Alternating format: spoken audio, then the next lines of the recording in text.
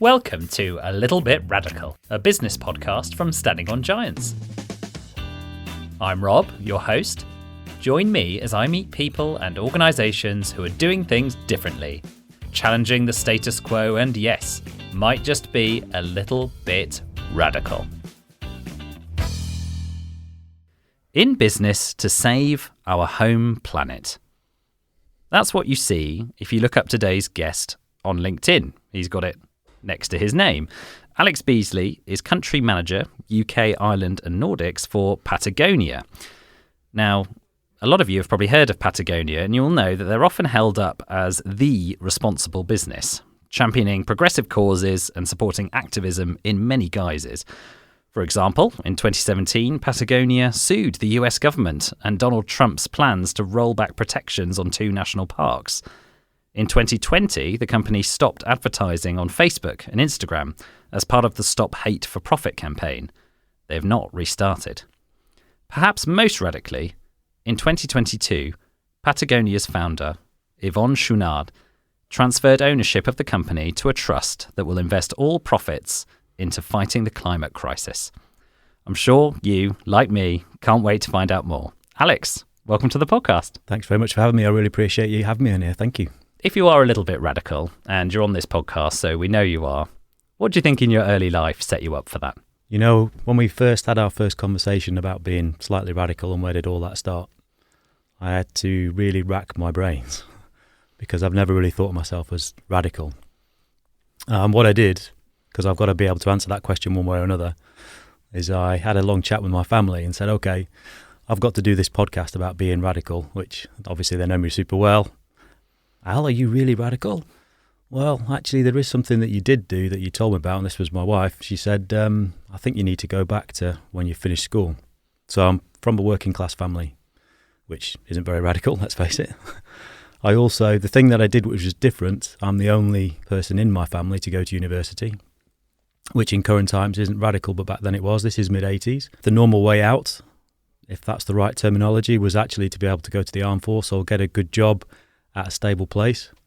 My dad, he got me a interview at British Aerospace, where I grew up in Wharton. And I got offered a job when I was 16 years old.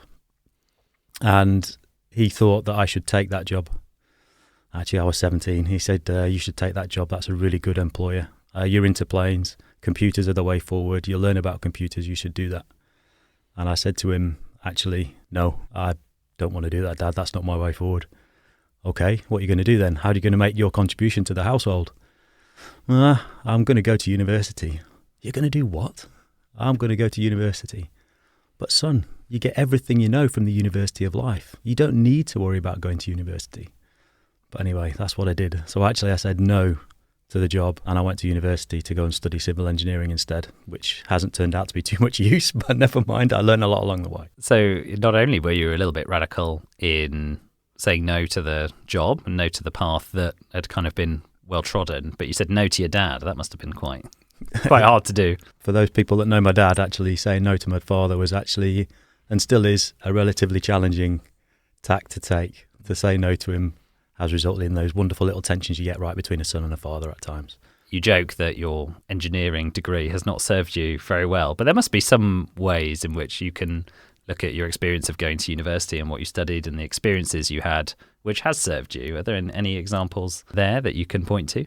Yeah, I think it's like everything in life. There's always opportunities to learn. And even though I'm not a civil engineer and I don't build hospitals and bridges, which is what I really wanted to do at that time, then of course you do learn plenty about yourself. You learn plenty about that wonderful experience about going to university and being away from home for the first time and finding your own 2 feet with people in the same position. You understand a lot more about yourself to be able to work through those challenges, to manage workload, to learn, to have fun, to interact with people from different backgrounds, to have your horizons hugely expanded, which was actually probably the biggest thing that I learned. Going from Kirkham outside of Blackpool to university where you met so many people from different walks of life, from a different background than yours, from a different culture than yours, and how you interact with all those. Yeah, I got lots of learnings that everybody does. It's funny, we're just going through this with my son at the moment, about all the wonderful experiences that you get from going to university. So it's quite funny for the boot to be on the other foot, whereas he's not saying no, he's saying yes. Speaking personally, I did drama at university, and trained in acting, and I say that I'm still an actor, even though I work in marketing for a digital company. Do you still consider yourself in some ways an engineer, even though you don't work in engineering? God, that's a really good segue, that one. Do I consider myself an engineer even though I don't build stuff? Then yeah, I guess I am to some degree. I think our current CEO, Ryan Gellert, he has a really good way of phrasing these things. One of the many conversations we had when I started was around about making connections. Finding things that aren't necessarily there and finding ways to be able to link things together, because that's usually where the best value comes from. So actually making connections is similar to being an engineer in a way, because you're making a connection between things, materially speaking, as an engineer. Now I'm doing that a little bit more metaphorically, I suppose. But I'm finding these connections between businesses that we work with, NGOs that we support, people that I meet like you, to be able to say, okay, then these are the ways that we can all support and make a contribution towards the climate crisis that we find ourselves in. So in some ways, yes, to some degrees I am. But thankfully it doesn't involve anywhere near as much maths, because I was awful at maths. Yeah, I can imagine. Yeah, if you were building hospitals, that would have been all the more challenging. Yeah. So as you've become older, moving on from university and into your career, have you become more or less radical, would you say? Oh, more, definitely. That was a very emphatic answer. How so? I think a large part of that was working here. I actually think it's been inbuilt. I didn't realise how part of me it actually is, this kind of pushing against things or finding ways to be able to say, okay, I'm not really happy about this, but trying to find ways to help and trying to find ways to be able to support those people that are doing these things. And the wonderful thing about the company that I work for is the autonomy that you have as part of that, alongside the opportunity to make a difference which isn't pre-described, or this is what you have to do, we want you to do this in this firm procedural-like way. It's just not the way that we work. It's a lot more organic than that, which I really like. And I get a lot out of from that. And the ability to be able to make it your own is something which I think is so important. And keep the sense of agency that you start with. It was always there. This working for Patagonia has just unlocked it. It was there before. I just didn't realise. That's really interesting. It's a good segue for us to start talking about your work now with Patagonia.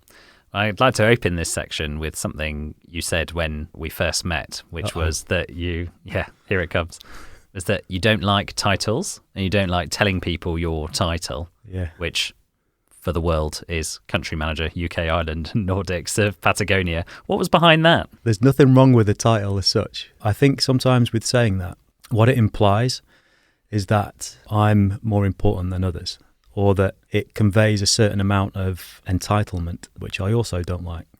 I feel that actually what I'm really responsible for are the people that I work with.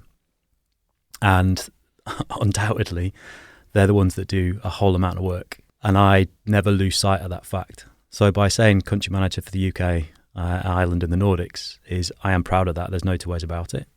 I'm really proud of who I work for, but I'm even more proud of the people that I work with and the work that they do. And I acknowledge fully that I support everything that they do, and I'm responsible for that. But I'm also, to Hughes, who you work for, I stand on the shoulder of giants. I am only as good as them. And anything that I might achieve is I create work. They're the ones that do the work. And I never want to lose sight of that. So I'm mindful of my title. I'm mindful of the privilege that it gives me sometimes. And that gives me an opportunity that I wouldn't normally get, like this, let's face it. I'm here because of Patagonia, who I work for. I'm not here because of Alex Beasley. And I know that. It opens up opportunities, and my opportunity, therefore, is to highlight all the people that we work with. It seems to be a real theme. We've had a few guests on this podcast who have talked about a similar thing. When you're a progressive business, it just seems to be that the culture, the way that people work is far more collaborative. In fact, there's another episode on this season with a guy called Donald Moore where he's talking about he doesn't like the word staff. He doesn't like the word employer. They're an employee-owned business, that business. And so they call each other colleagues. And there just seems to be a huge amount more respect in that progressive business model. Would you say you sign up for that, even though Patagonia is not an employee-owned business per se, but would you say culturally you kind of embody that mindset? 100%. Yeah. Also, big shout out to Donald Moore and one and all. What an amazing man. What an amazingly humble man, and what a fantastic company him and his colleagues have actually created. Even though he won't admit it himself, the work that he's done and the work that he continues to do around poverty and around underpaid people and living wage is a big shout. Anybody that doesn't know about them should go and look them up, especially Donald Moore. In answer to your question, the answer to that is yes, undoubtedly. There has to be collaboration. And in order to help get our way out of the mess that we're in, or even just to start, because we're not going to get out of it in a small amount of time. This is a long-term commitment, and we've got to do an awful lot over a long period to try and work our way out of it. The only way that we can do that is through collaboration. There's no two ways about it. So you have to be able to work with people, listen to people, listen especially, I think, is super important, and be able to find ways to look at each other's strengths and amplify the strength. And you can only do that by listening, cooperating and collaborating, and understand how and why people work in the way that they work. Side note, Donald messaged me on LinkedIn the other day and said, "Oh, it's good that Alex Beasley liked your post. He'd be a great guest." And I said, "Funny thing, Donald, he's coming on Thursday." I think we have Fiona, who is also going to be a guest on the podcast, to thank for that. Look out for that, everyone. So let's talk about Patagonia now. Let's zoom out. For anyone who's listening who's not aware of the type of business that Patagonia is, could you give the summary of who Patagonia are, what you do, and how you're a little bit different and certainly a little bit radical? Where to start with that one? I think I always like to answer that first by going to the mission. We're in business to save our home planet. And I think when you look at the words in the mission statement, they're actually super important. So the first one is home planet. We don't believe the answer and the solution's up in Mars, terraforming a planet that doesn't support any life that we know of currently. I think if you've got your telescope fixed on there, you've got that the wrong way round, and there's many opportunities to fix the mess that we're in. We see ourselves as an environmental company first and foremost, and we fund that mission through selling product that we make for all of the outdoor sports, the silent human-powered sports that the outdoor gives you, whether that be climbing, hiking, skiing, snowboarding, running, walking, fishing, surfing, participating and enjoying in the outdoors, whatever it may be. That's how we fuel our mission. And then the nice thing around those parts is that we also give 1% of our global sales away every year to environmental not-for-profits that are campaigning and protecting the wild spaces that we enjoy. And then I guess there's also on top of that this rather amazing news that Yvon, Melinda, Fletcher and Claire also came with in September. We're going to keep a portion back to look after the company, to Patagonia, and then every profit will actually go into the Holdfast collectives. We're just working through what that means, but we are phrasing at the moment that, I am, that we're a for-profit, not-for-profit. So we make a profit, some of it goes back to protecting the company, but everything else is then given away. A completely radical step. Completely, yeah. Well, I think there's two things to dig into. First of all, the 1% of your profits that go to support NGOs, environmental causes, community projects. I believe you do that through the 1% for the Planet organisation. Talk to us about what that looks like, because I'm sure there's lots of businesses listening who have heard of that program and are perhaps quite interested in how it works and the types of things that they can get involved with through that. Could you tell us a bit about how that works? The first thing is it's 1% of sales, not profit. My apologies. Because the reason for that is it's bigger. Yeah, of course, yeah. And then how it works, it's actually the detail is the best bit. Because what you could do is take 1% of your global sales and then give it away in one big chunk. But we don't do that. We focus on small groups because we find that small groups are the ones that make committed change. And then we have 2 grant application rounds every year, once every 6 months. And an NGO that wants to apply, they can make their application through the website. And we give up to $12,000, maximum $12,000. And the reason why it's that is because then we can fund more. So we don't do big, we go small, because that's where you can make a committed change. And then the other balance is that we know them. So it's not like we just give it away and then say, well, we don't want anything more to do with you. It's down to actually, if you want a relationship, we're happy to be able to support. And they're the ones ultimately that we get really amazing benefits from. But then conversely, if there's ones that say, okay, we're okay with who we are and what we do, we don't need any more help, then we don't mind that too. So it ends up being about, we work with 885, I think it was off last count, globally, which is no small feat in itself. And today we're giving away something in the region of $130 million.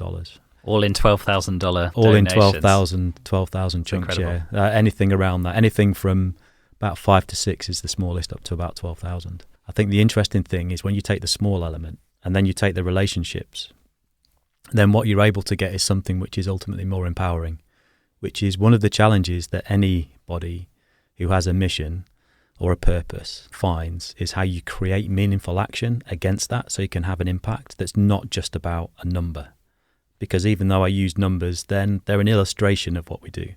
But the value is in the real categorical impact that you're able to make. Because we have relationships with people like Agamemnon Otero, for example, who's from Energy Garden here in the UK. So Energy Garden, they place solar panels on the roofs of a housing estate in South London or on the top of Streatham Tube Station.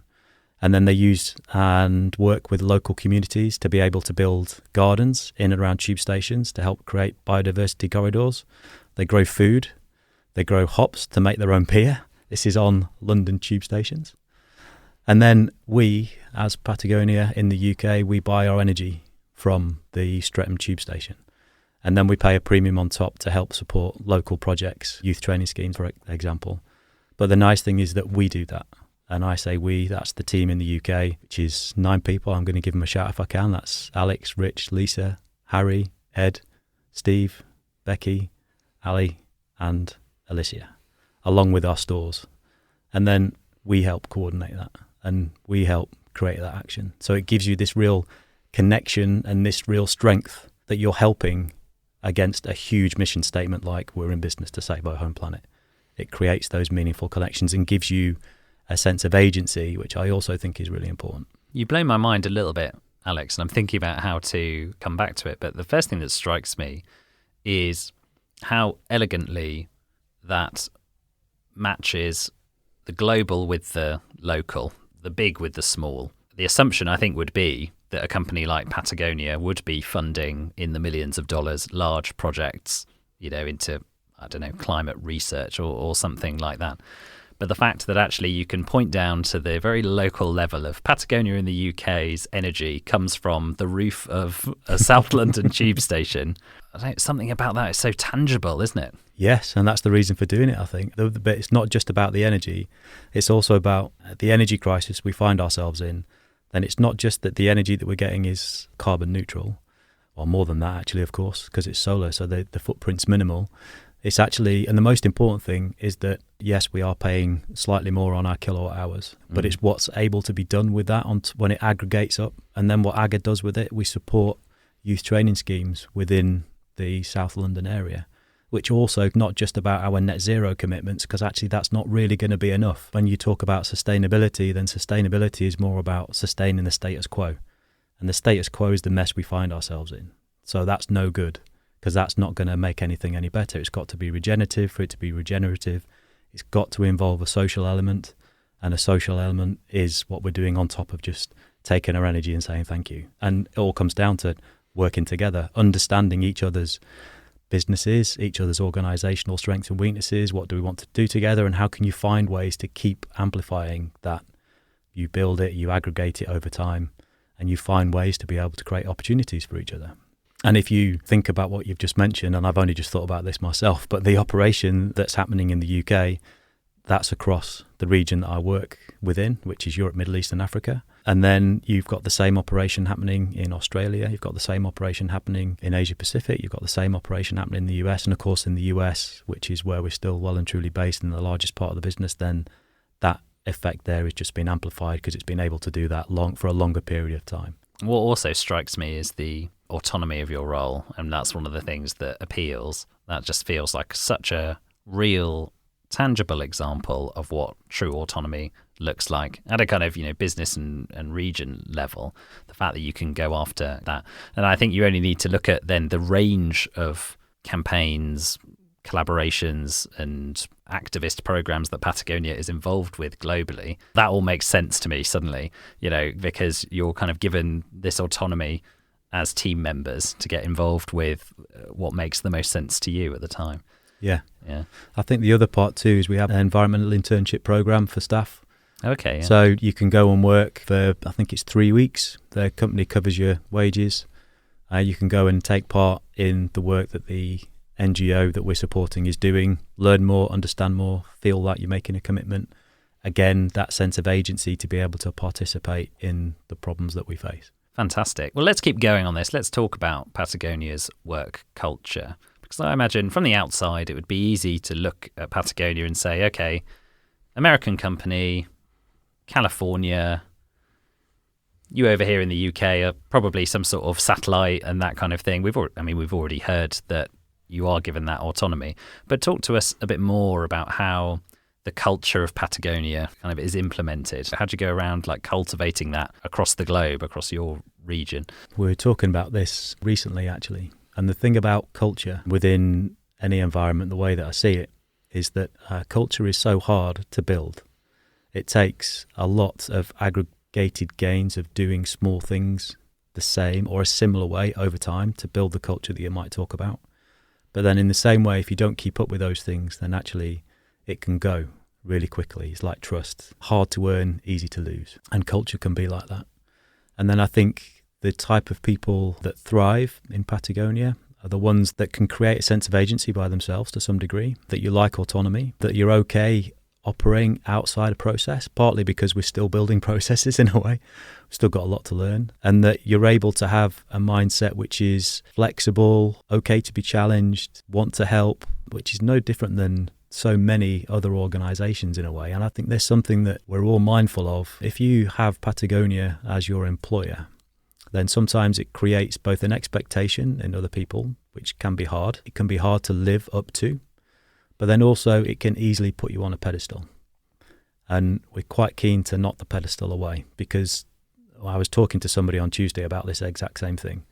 Because the challenge is that sometimes people feel that because we're Patagonia or work for Patagonia, we have all the answers because we've got everything sorted and we know 100% what we're doing. Yeah, because you're the best, you're the most responsible business, you make the headlines, all of that kind of stuff. But we're not. We'd say all the time, we know we're not a sustainable company. We are not. And we don't have all the answers. We've got a lot to learn. And the only way we can do that is by humanizing ourselves, making people realize that we see this exactly the same way as they do, that it's a challenge and we all have to work together. And the only way you can do that is by acknowledging failings, acknowledge strengths, yes, share those, but also be open-minded to learn, to improve, to build, to whatever it might be. But don't think that you've got all the answers, because invariably you will soon find out that you haven't. Absolutely. I think what you're describing, I sum up as curiosity, and it's a recurring theme on this podcast that people and organizations that are a little bit radical have inbuilt curiosity and go about their business without a fear of failure, kind of seek out failure. I think that's a really interesting point. I think I'd been in Patagonia 2 years, and I was having dinner with a colleague from the US in Amsterdam, Amanda. She's been with the business, I think at that time was 18 years. And I asked her, if I'm going to be successful here, what do I need to make sure that I do?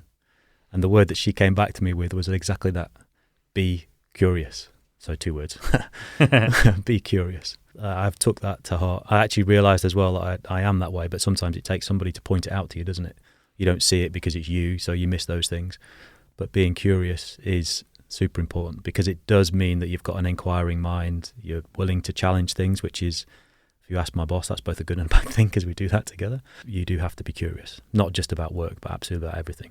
And I think whatever kind of change you're looking to make, whatever organization you're in, wherever you're trying to improve, it can't come without curiosity, because you've got to think of a new way of doing things. It's not necessarily about new ways of doing things. It's actually being curious enough to say, the result that we're having, whatever that might be, is that what we expected? If not, why? And even if it was, why? Understand the why.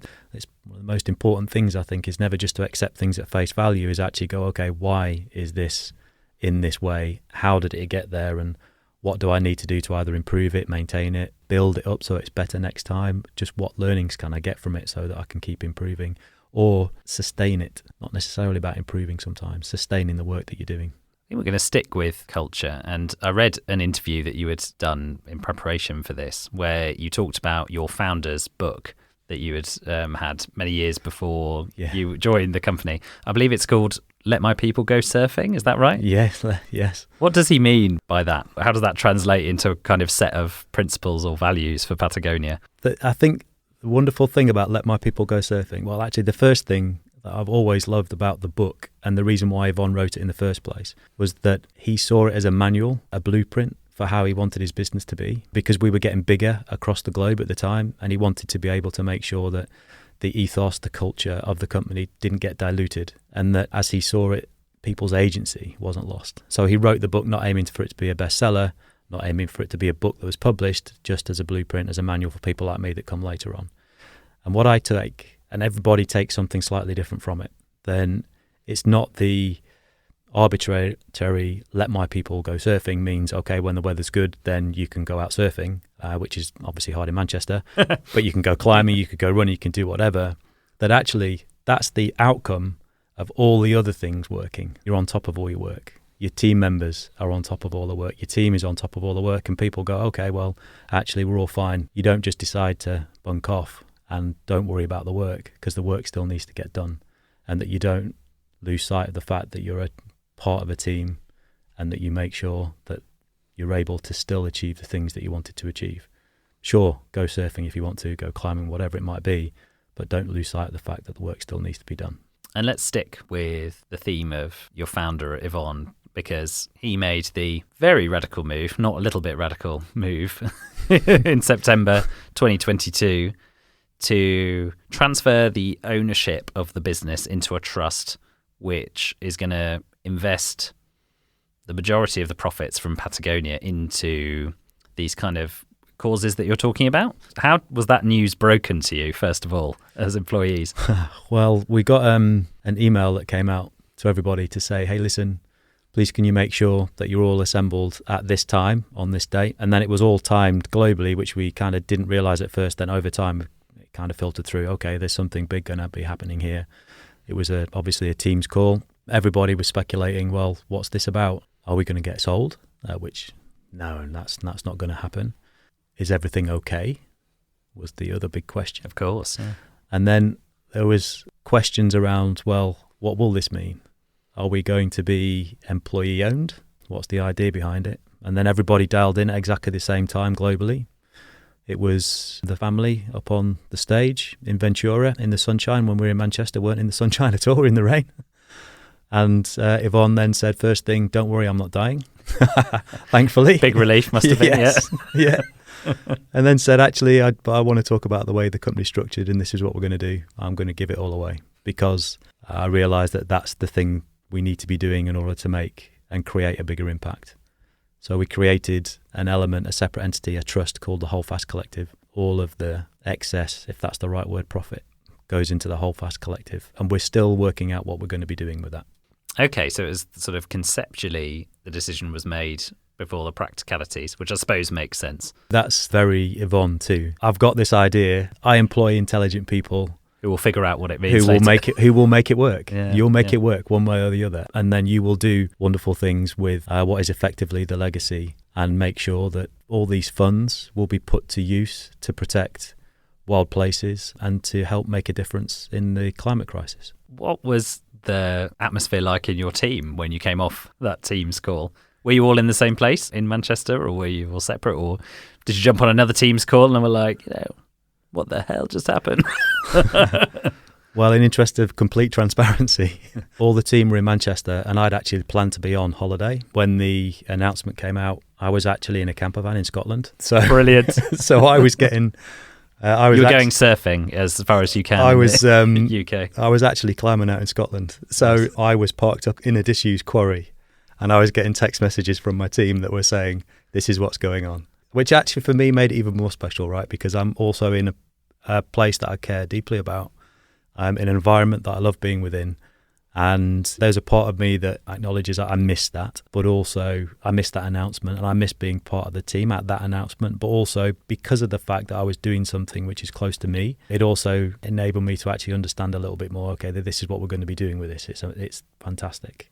What were the text messages like and the telephone calls? They were off the hook. They were fantastic, because this type of thing doesn't happen very often. It's once again another example of how Yvon and the family, because it's not just Yvon, right? It's also Melinda, Fletcher and Claire also making this decision and then saying, this is what you're going to be focused on. How you're going to work that is for you to find out and for you to work out how that makes sense. So the atmosphere was great from what my team said. They had a great time, and we are still working through, well, what does it all mean for us and how we're going to coordinate it ourselves. I missed the big announcement, but I got it in a different way. To be honest, it sounds like the most Patagonia thing ever, that you were in a quarry going climbing as this was announced. So I think that's fine. I think to round off the work section, talking about your work here, I don't think we can let this opportunity pass without talking about how Patagonia has championed the circular economy. How you are, at the end of the day, as you've said, you've recognised that you're not yet a sustainable business, working in an area that is rife with issues in supply chain, talking about making clothes. But talk to us about the vision there at Patagonia for repairing, not buying new, and all of that kind of stuff. Tell us a little bit about that. The first thing to get to that point about repair, if you think repairs further down the line with the life of a product, and the first thing is all around how it's made. So it's made to be durable. It's made to be repaired. I think it's around 95% of our product is either recycled or from an organic source in the first place. All designed around reducing the footprint, finding ways to be able to constantly pull the carbon footprint of the product down, because we know 5% of the footprint comes from that. Then it's all around managing your supply. So sales is a part of it. So you've got to manage your sales. It's not chasing growth for growth's sake, because actually all we're then doing is increasing the footprint of the business again. Then there's a key component, which is, okay, we acknowledge that sometimes, especially in the environments and the sports that you're doing, the product's going to get damaged. Please don't go and buy another one. In the lifetime of the product, which you as the customer define, we stand by the quality of the product. You bring it back and we will repair it for you free of charge. You send it to us. We work with 2 repair centres in the UK, but we do this across the EMEA and across the US. Send your product back and we'll repair it for you, and then send it back to you in the hope that you can keep using it, because that product invariably has got lots of stories to tell and we want you to keep hold of it for longer. Do you think that because I can imagine being sat in a Harvard Business School seminar 15 years ago with that as the business strategy, and a lot of people tearing their hair out around how that's not the way to grow, but the amount that you must get back in loyalty, in brand value, and then presumably people wanting to own a range of products that they need still, that must come back to the business. There's an element where you look at that and say, okay, that's the outcome. So the first thing is, there's no point having values if you don't live up to the values. They're worth nothing. They're just marketing fluff. So you have to prove it over time to say, this is what we stand for, this is what we're doing, this is how you can buy into that. So Yvon has a saying, which is, every business decision that is ever made with a good intent has always come off. It's always paid well. Does it translate into sales? Then the demand for the brand and the demand for the product would suggest that the answer to that is yes. But it's an outcome of doing all the other things aggregated together. And you also have to be prepared to use the word no every now and then, because you can't just say yes to everything. And by that, I mean, you've also got to be able to say, okay, then we can't grow in this way. We've got to say no to customers, that wholesale customers that would like to buy the brand and have the brand from us. Sometimes the answer has to be no on that too, because we can't supply it, because we cap how much product we're putting into the market.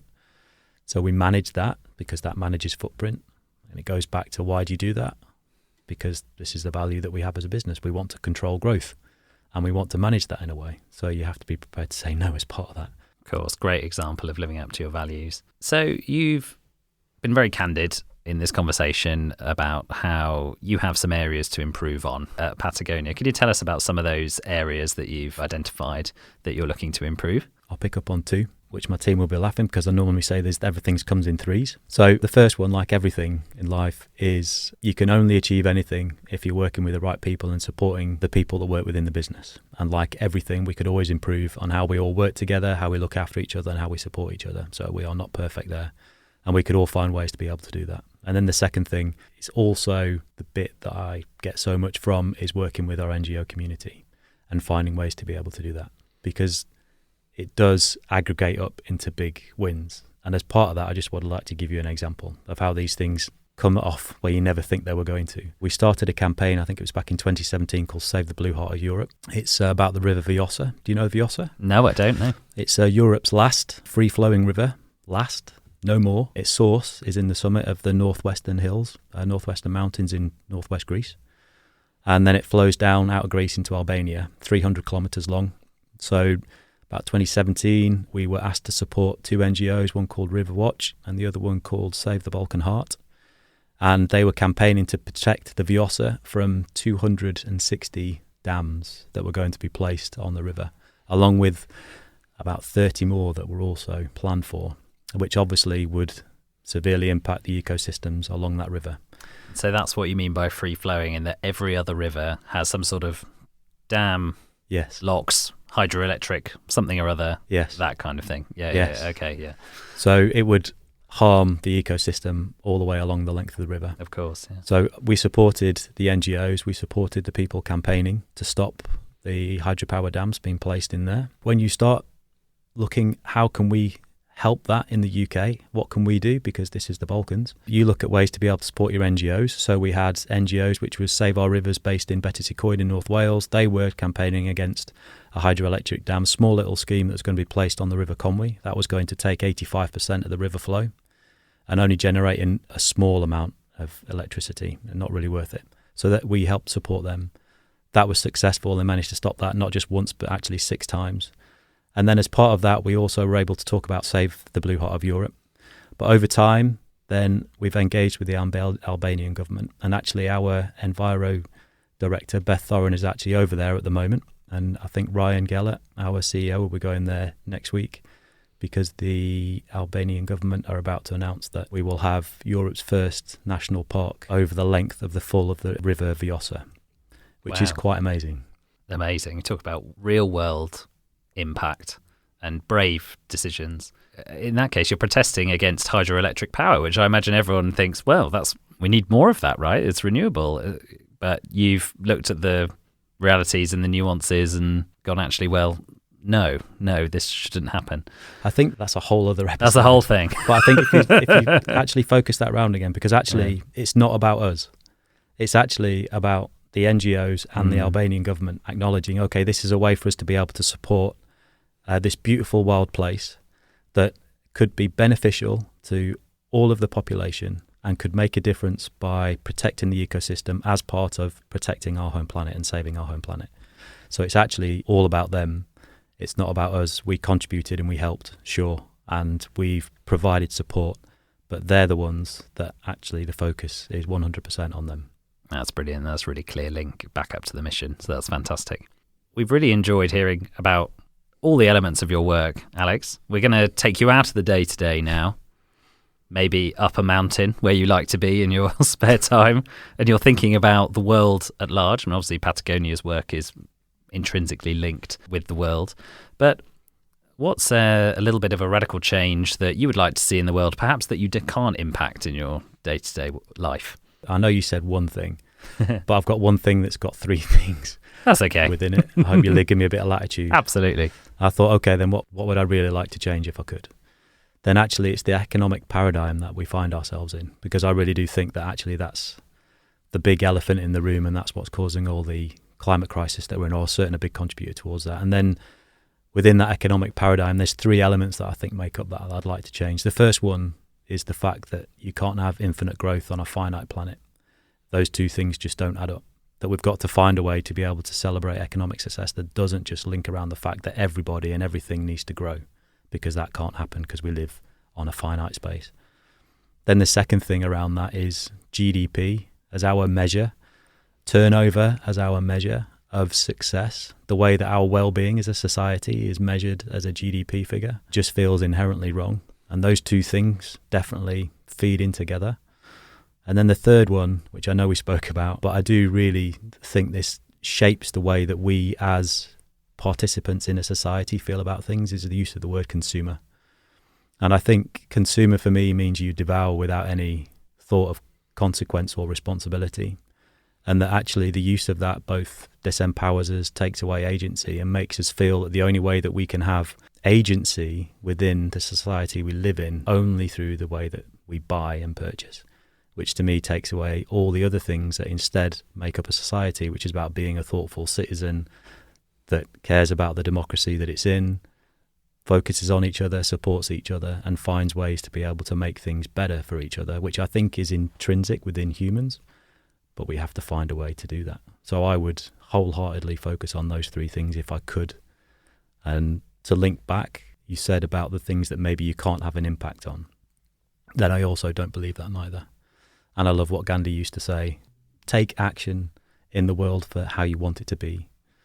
Then I believe in that. No matter how small, those things aggregate up over time. So I never try and lose sight of that. I love your 3-part of a one suggestion. Absolutely. I'm a big fan of gross domestic happiness as a measure, although I've never been to Bhutan. As soon as Standing on Giants supports me working from Bhutan, I'd be there. Excellent. to experience gross domestic happiness as the main measure. But all of those things are intrinsically interlinked, and I would sign up for that as well. There's a number of different things that you can dig into there, aren't there? Donut economics and all of that kind of stuff. You summed it up perfectly. We can't grow and grow and grow on a finite planet, and that needs to be accepted at some point, and so the model needs to change, which is partly what B Corp's all about, right? And we're both B Corp companies here. Yeah. Alex, it's been wonderful to talk to you. Thank you so much for appearing on our podcast. We always end with the same question, which is there's going to be people listening to this podcast who have a little bit of a radical idea, perhaps for their own work, perhaps for a business, perhaps for something in their personal life. What piece of advice would you give them to get their idea off the ground? And no matter how small you think it is, just start. And no matter how big the journey or the goal might be, break it down into a small chunk and just take one step at a time, and everything aggregates up over time into time. Just focus on what you want to achieve and break it down into small chunks and start. Alex, thank you for joining us. Hope to speak to you again soon. Thank you for listening to this podcast. If you enjoyed it, please follow us on your podcast platform. If you'd like to appear on A Little Bit Radical or have an idea of someone we should speak to, please email podcast@standingongiants.com or get in touch with me on LinkedIn. You can search Rob Fawkes or search Standing on Giants and you'll find me there. Thank you very much and speak to you next time.